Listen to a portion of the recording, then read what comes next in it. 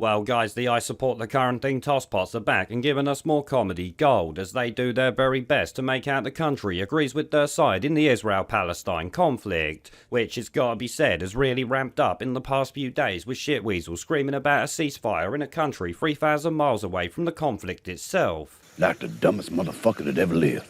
Yeah, this we got various examples of, but for today we'll use Labour MP Nadia Whittam's post that I questioned yesterday and set off every I support the current thing melt that came across it. I like it!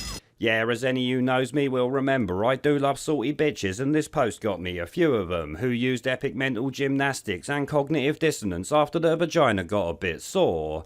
Here you can see her post, which claims all these irrelevant groups want a ceasefire, which you might notice includes the pro-immigration fuckpigs Doctors Without Borders. But really her post itself is not that important, because it was me pointing out the obvious relating to her claims that these wet wipes didn't like.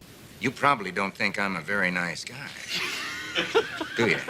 In it, I simply shout on the idea that 76% of people in the UK support a ceasefire, because anyone with half a brain cell knows 99% of the public don't care about anything outside their own bloody lives.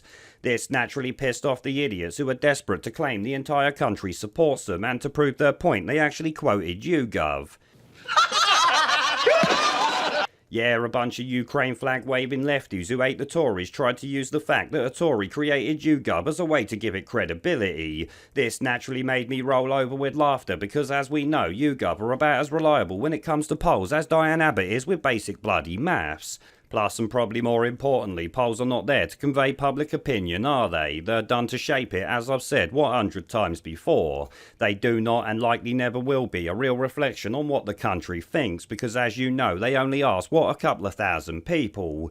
I mean, in this case, for instance, they asked 2,200 and decided that they speak for 76% of 72 million people, which then of course melts like Nadia Whittam jumped on, and the sheep who believed it then got salty over me calling her out.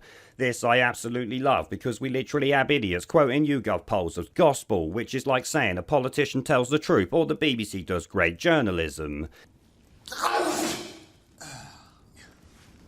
I'm sorry, I'm allergic to bullshit. Both statements are stand-up comedy material at its very best, because we know neither can be true. Shit, trusting either with the truth is like taking medical advice from a melted bloody Chucky doll. We need to get everybody jabbed. It should be no job, no jab, no job, no travel if you've not had the jab. But we need to stop pussyfooting around. It's the only option we've got at the moment to get through the pandemic.